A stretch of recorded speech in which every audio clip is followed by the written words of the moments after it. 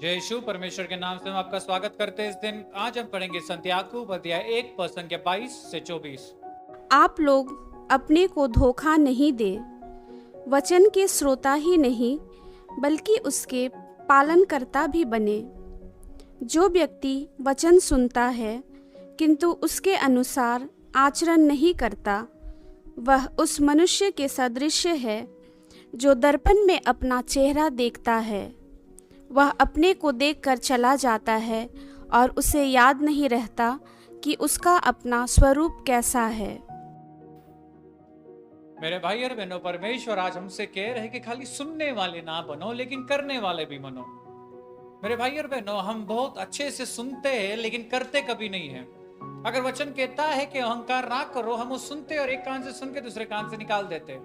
इसलिए परमेश्वर ने आज इतना सुंदर सा एक एग्जाम्पल दिया है कि उस व्यक्ति के समान है जो आईने में अपना चेहरा देखता है और जब वो वहां से निकल जाता है वो भूल जाता है वो कैसे दिखता है। उसी प्रकार हम मिस्सा में आते हैं या प्रेयर मीटिंग में जाते हैं, हम सुनते तो है वो फादर ब्रदर या पास्टर क्या भी बोलते हैं, हम सुनते हैं।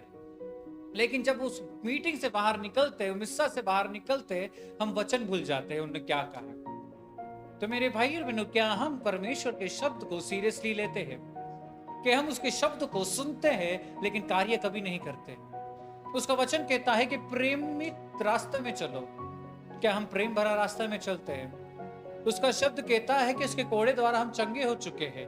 तो क्या हम उसके शब्द को अपने जीवन में मांस बनकर चंगाई प्राप्त करते हैं? कि हम रुके रहते कि कोई आएगा हमारे ऊपर हाथ रखेगा प्रार्थना करेगा तब हमें चंगाई मिलेगा। मेरे भाई और बहनों, जो हाथ रखकर प्रार्थना करते वो वही शब्द का इस्तेमाल करते जो शब्द हमारे घर में पड़ा हुआ है।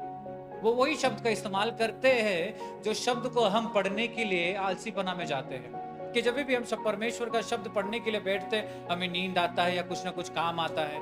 तो मेरे भाई और बहनों, क्या हम उसके शब्द को इतना तुच्छ समझते हैं?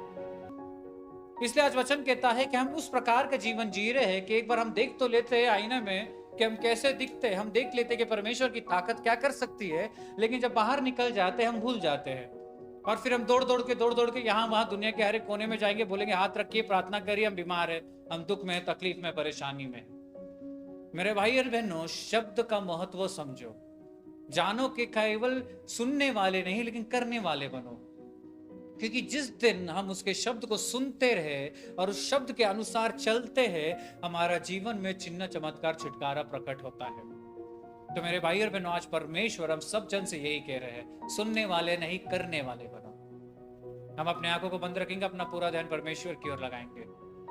हे पिता परमेश्वर, इस दिन के लिए धन्यवाद देते, सुंदर वचन के लिए धन्यवाद देते। धन्यवाद परमेश्वर की तरह शब्द कहता है कि सुनने वाले नहीं लेकिन करने वाले बनो। तो परमेश्वर, अगर हम केवल सुनते हैं और तेरे शब्द में नहीं चलते तो इस समय परमेश्वर हर एक चीजों के लिए हम माफी मांगते हैं। हम माफी मांगते परमेश्वर के हम घमंडी है, हम माफी मांगते परमेश्वर के हम स्वार्थी है, हम केवल अपने अनुसार जीना चाहते हैं परमेश्वर।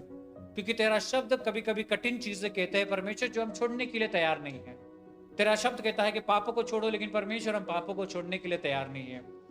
इस समय परमेश्वर, इस सुबह एक परिवार के समान जो भी हमें सुन रहे देख रहे, हर एक चीजों के लिए परमेश्वर इस समय हम माफी मांगते।